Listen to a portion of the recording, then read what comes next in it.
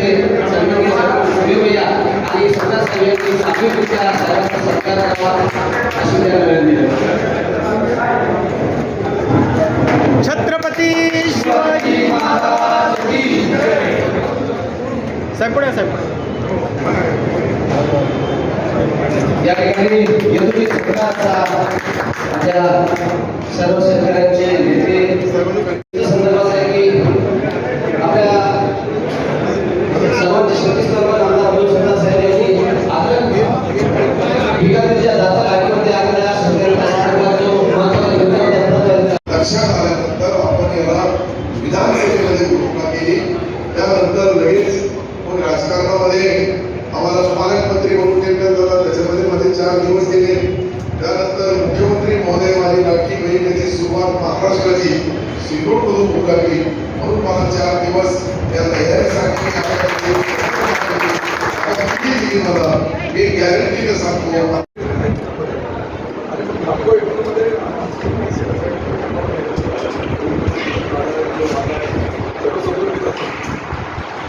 आम्ही 180 कोटीची तुझ्या मागणीनुसार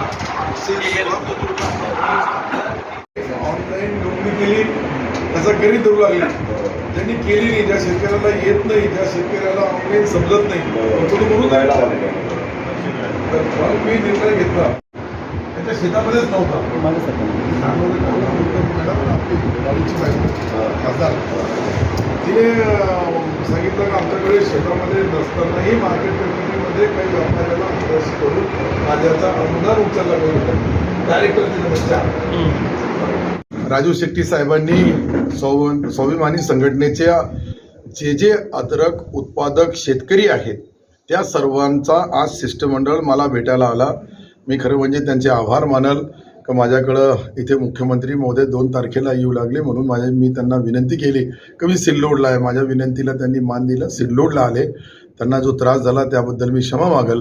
परंतु शेवटी इकडची जबाबदारी स्वीकारताना ज्या विधानसभेमध्ये झालेली घोषणा शेतकऱ्यांच्या व्यापाऱ्याकडून होणारी जी काही अडवणूक पिळवणूक आत्ताच राजू शेट्टी साहेबांनी सांगितली त्याप्रमाणे सन्माननीय मुख्यमंत्री एकनाथरावजी शिंदे साहेबांनी विधानसभेमध्ये घोषणा केली. आणि एकदा विधानसभेमध्ये घोषणा झाली की त्याची अंमलबजावणी तातडीने व्हावी यासाठी राजू शेट्टी साहेब इथे आले आणि त्याची अंमलबजावणीचं आश्वासन मीही दिलं होता.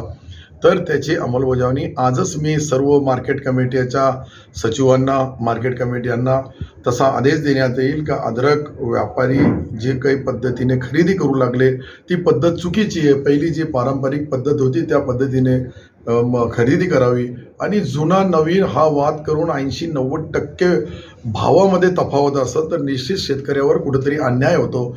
जी राजू शेट्टी साहेबांनी भावना मांडली शेतकरी संघटनेच्या सर्व पदाधिकाऱ्यांनी मांडली ती खरी आहे. आणि याच्यामुळं त्याच्यामधला निर्णय घेण्यासाठी मी 4 तारखेपर्यंत त्यांच्याकडून वेळ मागितला आणि त्यांनी तो मला वेळही दिला. परंतु मी जे काही बोलू लागलो हे विधानसभेमध्ये सन्माननीय मुख्यमंत्री महोदय एकनाथरावजी शिंदे साहेबांनी शेतकऱ्याच्या बद्दल ही जी शेतकऱ्याची अडवणूक पिळवणूक होत होती त्याच्यासाठी जो न्याय दिला त्याची अंमलबजावणी आजपासून तात्काळ चालू. कोरेगाव एक जी मार्केट कमिटीने त्याची अंमलबजावणी सुरू केली त्याचे परिणाम चांगले दिसले. त्याचाही सत्कार सन्माननीय राजू शेट्टी साहेबांनी केला. मीही केला. शेवटी एखादी मार्केट कमिटी हे उपक्रम राबवत असेल आणि त्याचे परिणाम चांगले होत असेल तर राज्याच्या सर्व मार्केट कमिटीने ते कंपल्सरी करावं. नसता व्यापारी जे बाहेर खरेदी करतात त्यांच्याकडे लायसन आहे नाही आहे ही मागणी राजू शेट्टी साहेबांनी सांगितली तीही मी मान्य केली का जरूर एखादा व्यापाऱ्यांनी शेतकऱ्याला लालूच दाखवून कुठंतरी माल खरेदी केला आणि पैसे वेळेवर दिले नाही. आपला कायदा आहे का 24 तासाच्या आत शेतकऱ्याचा पैसा मिळाला पाहिजे यासाठी त्यांनीही लायसन त्यांना बंधनकारक राहील. आणि हे सर्व करताना याची अंमलबजावणी जो नाही करल त्याच्या विरुद्ध कायदेशीर कडक कारवाई करण्यात येईल.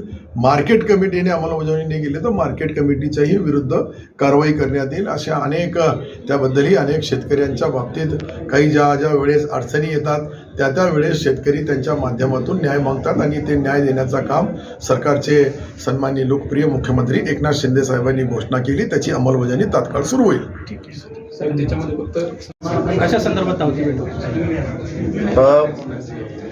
संभाजीनगर असेल किंवा एकूण सातारा आणि महाराष्ट्रामध्ये मोठ्या प्रमाणामध्ये जे अद्रकाचं उत्पादन घेतलं जातं, गेल्या अनेक वर्षापासून हे उत्पादन घेतलं जातं, परंतु अलीकडच्या 1-2 वर्षाच्या काळामध्ये व्यापाऱ्यांनी नवा अद्रक आणि जुना अद्रक अशा प्रकारची प्रतवारी करून जुन्या अद्रकाला भाव जास्त, नव्याला कमी आणि किमतीमध्ये जवळपास 80-90% इतका फरक पडायचा. परंतु प्रत्यक्षात किरकोळ विक्रीमध्ये जर आपण बघितलं तर ग्राहक मात्र जुना नवा अद्रक असा भेदभाव न करता सरसकट खरेदी करतात. म्हणजे विक्रीची किंमत समान असताना, विक्रीला समान दर मिळत असताना खरेदीमध्ये मात्र अशा प्रकारचा भेदभाव करून शेतकऱ्यांचं जे काही नुकसान होतं किंवा लूट होते, या संदर्भामध्ये विधानसभेमध्ये पावसाळी अधिवेशनात चर्चा झाली. माननीय मंत्री महोदयांनी घोषणा केली, मुख्यमंत्र्यांनी घोषणा केली आणि तरीसुद्धा हे मुजर व्यापारी त्याचं अंमलबजावणी करत नव्हते किंवा शेतकऱ्यांना धमक्या देण्याचे प्रकार वाढलेले होते.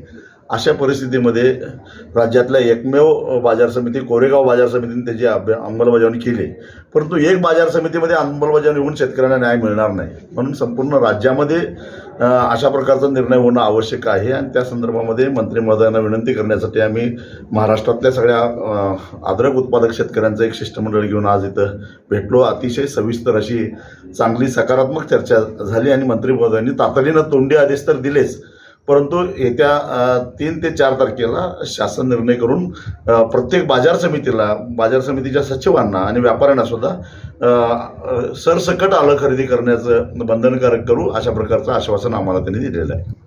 सर